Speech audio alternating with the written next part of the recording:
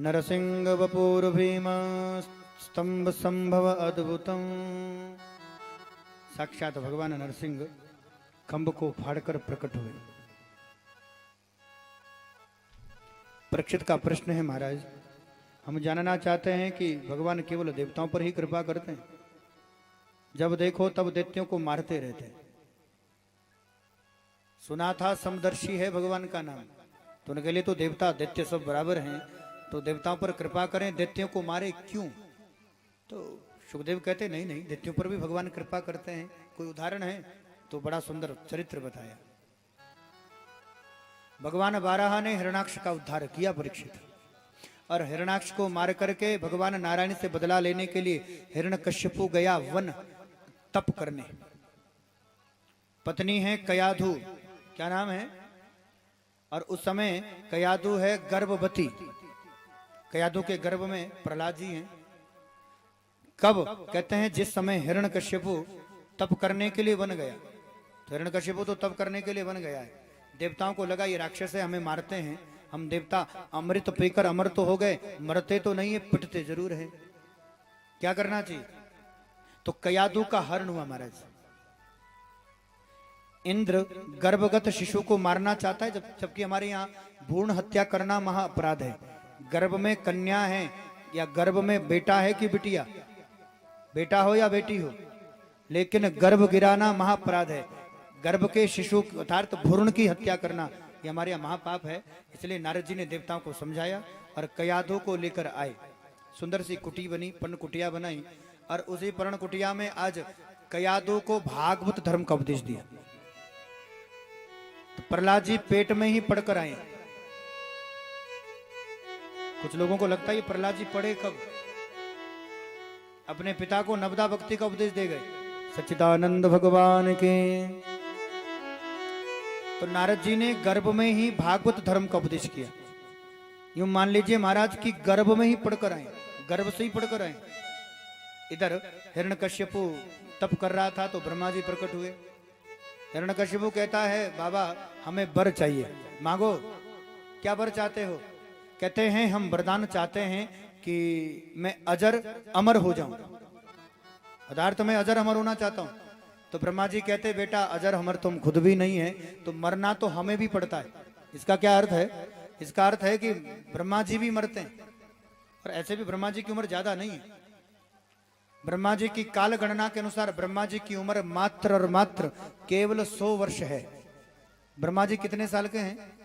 100 साल के। लेकिन ब्रह्मा जी का एक दिन एक कल्प के बराबर होता है। ब्रह्मा जी का दिन कितना बड़ा है? एक कल्प। और एक कल्प की ब्रह्मा जी की रात्रि, और एक कल्प में होते हैं 72 चतुर्युग। कितने होते हैं? 72 चतुर्युग।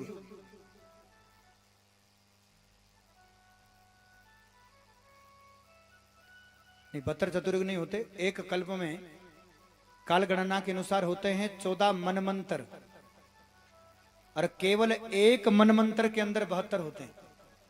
क्योंकि एक कल्प में तो 1000 चतुर्युग बनते हैं, तो एक मनमंत्र मतलब एक कल्प में 14 मनमंत्र होंगे। प्रत्येक मनमंत्र का मनु अलग, प्रत्येक मनमंत्र का इंद्र अलग, प्रत्येक मनमंत्र में सप्तऋषि मंडल भी बदलता है, क्योंकि एक मनमंत्र में 72 चतुर्युग होते हैं।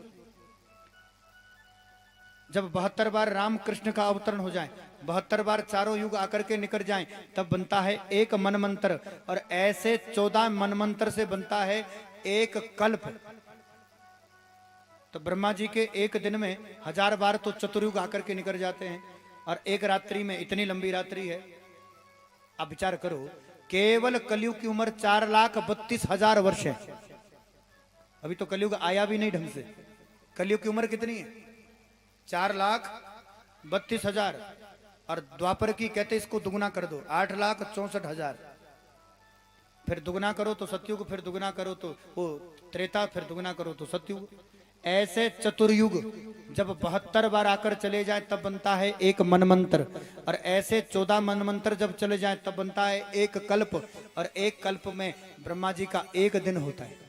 इतनी लंबी रात है। ऐसे ब्रह्मा जी केवल 100 साल के, सच्चिदानंद भगवान की। तो बेटा मरना तो हमें भी पड़ता है। तो इसने वर मांगा, दिन में मरू ना रात में मरू, ऐसे मरू ना। देखिए वर मांगने की भी कला है। एक घर में 3 लोग रहते थे, बूढ़े माँ बाप, एक बेटा। ना घर में बहू थी, ना घर में नाती पोता थे। तो एक दिन शंकर जी प्रकट हो गए। पार्वती कहती बाबा देव। शंकर जी कहते इनके भाग्य में नहीं है। कहते आप देना नहीं चाहते। तो शंकर जी प्रकट हो गए। पत्नी से परेशान होकर तो पति कुछ भी करने को तैयार हो जाता है।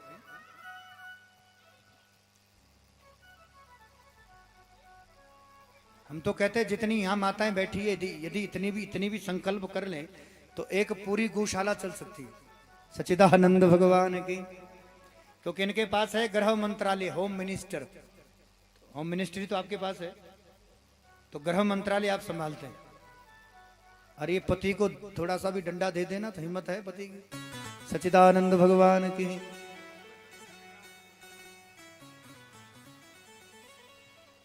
विचार करें।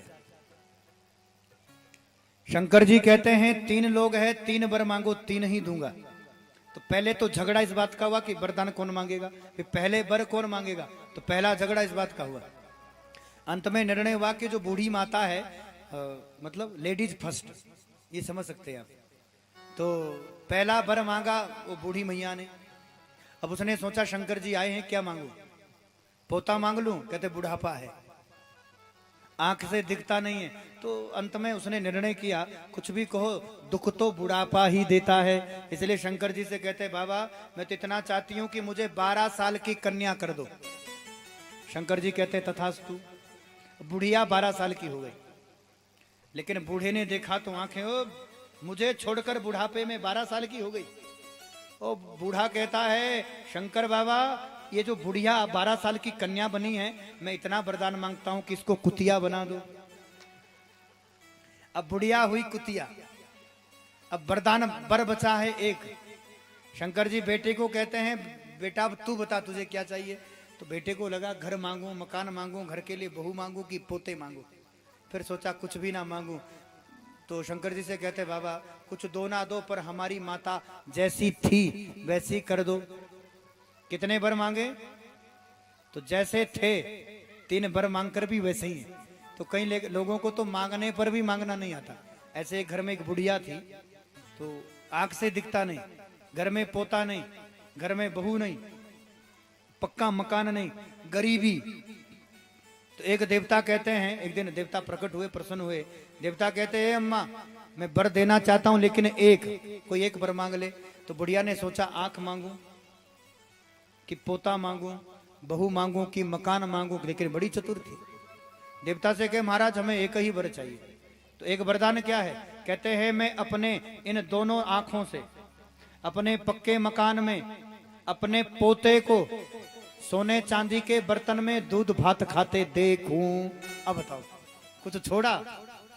एक वर में सब कुछ मांग लिया, मकान मांग लिया, पोता नाती मांग लिया, बहू भी मांग ली। बहू होगी तभी तो पोता होगा। सोने चांदी के बर्तन भांडे तक मांग लिए। सच्चिदानंद भगवान। ऐसे हिरण्यकश्यपु ने वर मांगा दिन में मरू ना रात में मरू, अस्त्र से मरू ना शस्त्र से मरू, घर में मरू ना बाहर मरू। तो ऐसे वर इधर भी मांगे गए सच्चिदानंद भगवान की। और आकर के परीक्षित हिरण्यकश्यपु ने देवताओं को मारना प्रारंभ कर दिया।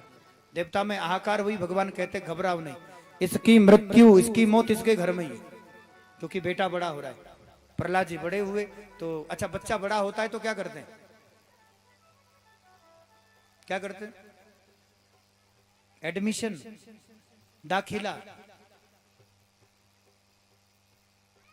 तो घर से विदा किया।